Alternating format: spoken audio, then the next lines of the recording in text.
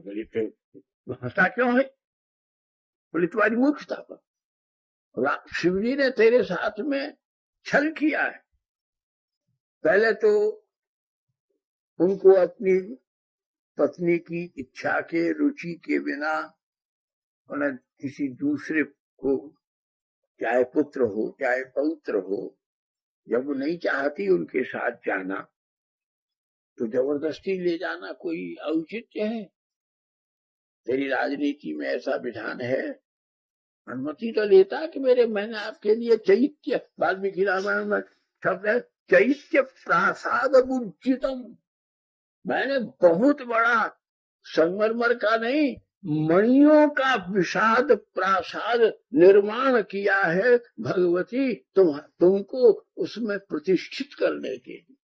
चैत्य प्रासाद मूर्जितम, लंका कांड का पहले ही। और दूसरी बात ये कि तू तो मूर्ति पूजा का विरोधी है, और शिव जी ने तेरे साथ में रोती हुई अपनी पत्नी को ढक मार के थोड़ी तेरे साथ कर देते। तू प्रतिमा ले आए, असली तो उन्होंने अपने अपने पीछे छिपा के बैठा लिए अपनी जटाओं से ढक करके। असली को ला, नकली को आगे ले जा रहा है, हिम्मत तो है। मैं तो तुझे बड़ा वेद का पंडित और बड़ा शक्तिशाली समझ रहा था, महामूर्ख दुर्बल। भगवान कौन है? भगवान क्या दे सकते? कुछ नहीं। भगवान बुद्धि के देवता हैं, अपने जन को समस्या से मुक्ति पाने की बुद्धि प्रदान करते हैं। बोले मैं तुम्हें पैसा रुपया धन दे करके तुम्हारी आदत नहीं बिगाड़ना चाहता कि तुम रोज रोज भीख मांगो और दूसरों से भीख मांगो। मैं तो वह बुद्धि दे देता हूं जिस बुद्धि से तुम स्वावलंबी हो करके स्वाभिमान पूर्वक उपार्जन कर सकते। भगवान बुद्धि के देवता किस समय के समाधान के लिए किस प्रकार की बुद्धि की अपेक्षा है, वो भगवत परायण जनों के भीतर स्वयं प्रकट हो जाती।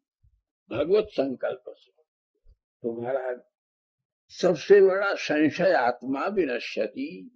रावण, भगवान ने इसकी बुद्धि में संशय प्रकट कर दिया कि शिव तो धोखा नहीं दे सकते, शिव तो झूठ नहीं बोल सकते, शिव तो अनिष्ट नहीं कर सकते। और इस बटू के कहने से, बौना के कहने से रावण मान गया कि शिव ने मेरे साथ धोखा किया। शिव और धोखा, इस महासंशय का परिणाम नाश नहीं होगा तो क्या होगा? संशय आत्मा विनश्यति। गया तो भैया दोनों खड़ी है, तो जो सी सच्ची लगे वो ले जा। जब तेरे बुद्धि में ही भ्रम पैदा हो गया है, कम पैदा हो गया है, तो फिर अब मैं कुछ नहीं देता। ये भी जो है खड़ी हुई है और ये भी खड़ी हुई है, इसमें जो तुझे पसंद हो वो ले जा। तो असली को तो छोड़ गया और नकली ले गया। जब ले जा करके स्थापित, तो अब तो वो न चले न फिरे न बोले। ये इसने बड़ी बड़ी महाराज उपचार, षोडशोपचार, दिव्योपचार, पूजाओं का बड़ा यज्ञ किया, मंदिर की प्रतिष्ठा की, प्रतिमा रह गई। रावण बड़ा नाराज हुआ। फिर उसने ध्यान करके देखा, हो नारायण ने मेरे साथ धोखा किया है। वो बौना और कोई नहीं था, नारायण थे। मेरी बुद्धि को पलट दिया उन्होंने। मैं प्रतिज्ञा करता हूं तो पार्वती को लाने से मुझे रोक दिया है। मैं इसी स्थान पर यदि लक्ष्मी को लाकर प्रतिष्ठित नहीं करूं तो मेरा नाम रावण है। और श्री सीता जी का हरण करके लाया। तो वैसे तो वो आती नहीं, जब देख चुका था। तपस्या करके प्राप्त, शिव जी से वरदान के रूप में सती को प्राप्त करके नहीं ला सका, तो वैसे कैसे ले जाता? श्री किशोरी जी को विमान में रख करके जटायु से युद्ध हुआ, वो सब रामायण में आप कल जब ले करके, और उसी मूर्जितम, उस पन्नाओं के और नीलमणियों के बने हुए अशोक वृक्ष के नीचे, इसलिए कि जिस जगह पर ये पार्वती जी बैठेंगी, भगवती बैठेंगी, जिस जगह पर आज लक्ष्मी जी बैठी हैं, उस जगह के ऊपर तो शोक नहीं आ सकता है। इसलिए अशोक का केंद्र बिंदु होने से अशोक वृक्ष की परिकल्पना, तो शोक नहीं। तो बैठा दिया। किशोरी जी भी शोक में नहीं थी, राम भी शोक में नहीं थे। वो वहां कह रहे हैं सच्चिदानंद जय हो, और वहां सबरी राक्षसी कह रही हैं कि तुम कैसी हो कि यहाँ इस अशोक वृक्ष के नीचे बैठ करके सतियों में शिरोमणि होकर के भी मंदोदरी पूछ रही है। दतम नेत्रे अश्रुपात कथम, इस महाशोक में भी आपके नेत्रों से अश्रुपात नहीं हो रहा। बोले मुझे बहुत आनंद आ रहा। क्यों? मैं समझी थी ये राक्षस की रजनी है, राक्षस की नगरी है, लेकिन यहाँ तो मैं देख रही हूँ कि ऐसी नगरी तो इंद्र और ब्रह्मा की भी नहीं हो सकती। आप पढ़ो उत्तर सुंदर कांड। कोई दूसरी स्त्री के पास किसी बुरे भाव से जाता है तो अपनी पत्नियों को संग ले जाएगा। रावण कभी अकेला नहीं आया। मंदोदरी, विद्युन्माला, कुंती, हजारों तो रावण की स्त्रियां थी, सब रात दिन सेवा में लगी रहती थी कि हम राक्षस राज को प्रसन्न करें। और हजारों लोक की स्त्रियां रावण के लंका के उस वन में बैठ करके, रावण ने जहां सीता जी को रखा, प्रमद कानन एक दिव्य कानन था प्राकृतिक, जहाँ हजारों बड़े बड़े घरों की लड़कियां बैठी हुई भगवती की आराधना कर रही थी कि हमारा सौभाग्य हो कि राक्षस राज रावण हमारे पति हो। वाल्मीकि रामायण पढ़िए, जिसके लिए हजारों भुवन सुंदरियां और बड़े बड़े खानदान की साध्वी लड़कियां तब कर रही हो कि ये हमको पति रूप में व्याप्त हो, उसके खाली ऊपरी बनाए हुए ढांचे के आधार पर उसे छोटा कहना, गलत कहना, अवज्ञा के शब्द कहना रामायण ने स्वीकार नहीं किया। ज्यादा कहना खतरनाक, इशारा हमारा समझ, उसका अपना स्वरूप। लेकिन रावण रुदती रोदनम ददाती की रावण, राम और रावण दोनों अभिन्न हैं। वे स्वामी हैं, ये दास हैं। ये वैकुंठ का नित्य पार्षद है। सनकादिकों के साथ से ये इसका लीला विग्रह है। वास्तविक विग्रह तो जय विजय पार्षद का है, कुंभकर्ण का और रावण का।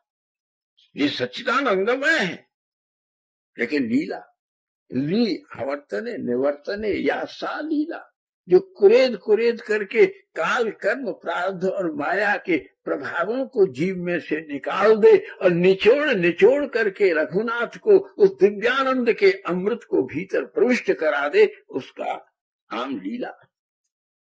ये लीला वपु है। इसलिए रावण भी राम की तरह से ही पूज्य है, मान्य है, संभ्रांत है, ऐसा अनेक शास्त्रों में प्रकीर्तित है। और दाक्षिणात्य रामायणों में इस स्वरूप का वर्णन है। हर प्रांत में की में एक एक रामायण लिखी गई है। बंगला में कृतिवास, दक्षिण में बड़ी बड़ी दिव्य रामायण है जिनका वाल्मीकि रामायण के समान ही समादर है। लखनऊ में एक पब्लिकेशन बना है, सब रामायण छपी है, सब वहां प्राप्त है। हर जितनी विश्व में रामायण पर लिखी गई है उन सब का अनुवाद और उनका प्रकाशन लखनऊ से। तो नहीं तो द्रवण भाषा में, तेलुगु में, तेलंग में फिर हम लोग तो नहीं पढ़ सकते थे, लेकिन स्वामी कर्पात्री जी महाराज के प्रयत्न से उनने भी बड़ी भारी खोज करके बहुत बड़ा शोध ग्रंथ लिखा। उपरांत उन सब रामायणों का प्रकाशन लखनऊ से। अब हमारी तो अवस्था हो गई, इतनी सेवा कर लेते हैं, ठाकुर जी की कृपा है। एक समय स्वाध्याय हमारा व्यसन रहा, तो इसलिए नैकत्र प्रिय संवासा, संसार में दो मिले हैं, बिछो जरूर होगा और बिछो होना परम सत्य है, लेकिन इसका उपयोग करना योग्यता की पराकाष्ठा है। जिसने विरह के क्षणों में खारी आंसू नहीं बहाए हैं, जिन्होंने काव्य की सीपियों में आत्मा के दिव्य प्रेम से भरे हुए भावों को रख करके और एक मानवता के कंठ में काव्यों की मणिमाला धारण करा दी। हाँ? जैसे जितने भी विश्व के काव्य हैं, और मूल में भी देखो, जहाँ प्रकाश है अंधकार नहीं होता है। गुरुदेव रविंद्रनाथ ने एक पंक्ति लिखी है बहुत सुंदर, इन दी moon thou sendest thy love letters, the night said to the sun, and I have my tears in the grass. जाती हुई रात्रि ने रोते हुए अपने भैया चंद्रमा से कहा, हे बंधु, बहुत चेष्टा करने पर भी मैंने उनके स्वागत में आकाश में तारों के कितने दीप राख किए हैं और प्रातः काल तक प्रतीक्षा करती रही हूँ, लेकिन फिर भी मुझे उनसे सूर्य से मेरा मिलन नहीं हो सका है। अब मेरे जाने की बेला आ गई है। तुम मेरा एक काम कर देना कि जब मेरे प्रियतम उदित हो तो उनसे कह देना कि तुम्हारा पत्र मुझे मिल गया, संदेश मुझे मिल गया, मैं उस कणों के रूप में घास के ऊपर उन भावों को बखेर करके जा रही हूँ।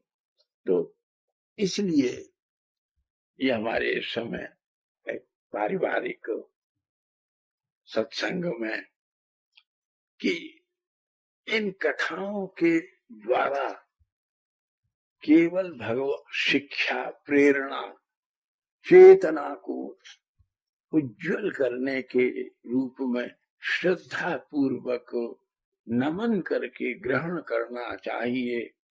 हम धरी हुए लोगों को रावण की अवज्ञा करने का कोई अधिकार नहीं है। रघुनाथ जी के आचरण का अनुकरण करना चाहिए। रघुनाथ जी ने ही रावण के रूप में जो न करने वाला आचरण है उसे प्रस्तुत करके सावधान किया है और जागरूक किया है। ये करना श्री राम, ये नहीं करना ये रावण। ये करोगे तो रोदती रोदनम भवती, रोगे जीवन भर। ये करोगे तो सदा प्रसन्न राघव, जीवन में सर्वदा प्रसन्नता रहेगी। और आज दशहरा का दिन, ये तो ऐसे विषय हैं कि इनकी समाप्ति नहीं।